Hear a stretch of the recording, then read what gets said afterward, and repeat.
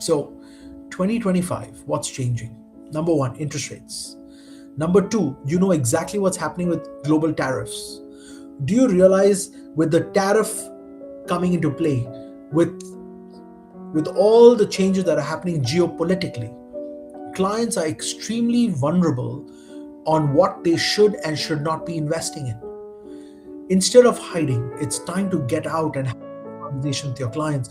What should they be investing in? What are the things that will change with the tariffs, with this whole geopolitical shift? What's going to change? Do you realize consumption has also changed? The way we consume products, consumption has changed. People are not buying things, they are rather renting things. So we're seeing a whole change in consumption from acquisition to temporary usage.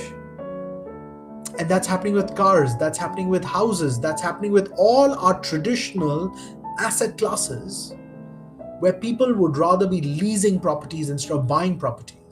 And I know you'll keep saying, but Sanjay, in the Asian culture, we still talk properties. Yes, that is one generation. But look at the generation that's going to inherit.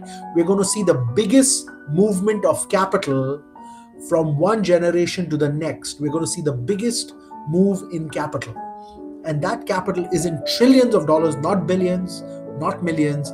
It's in trillions of dollars that is going to go from one generation to the next. We're going to see the largest movement of capital by inheritance. By inheritance.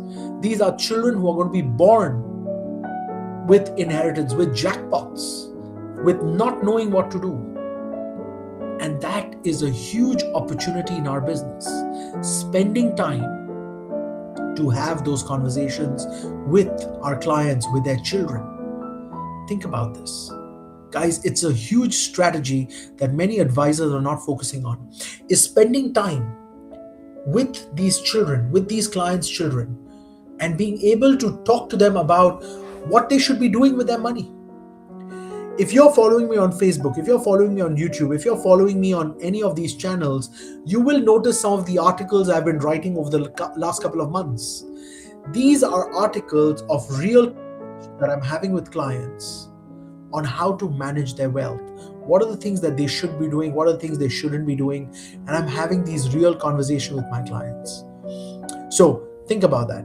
Now, as an advisor, you've got two types, right? You can either be a person who just talks about products, or you can start talking about different things, which is what we call asset structuring.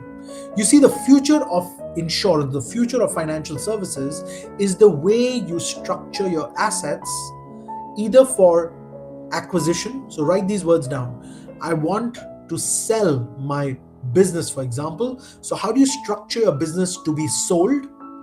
That's option one. Option two, how do you structure your business to be disposed of?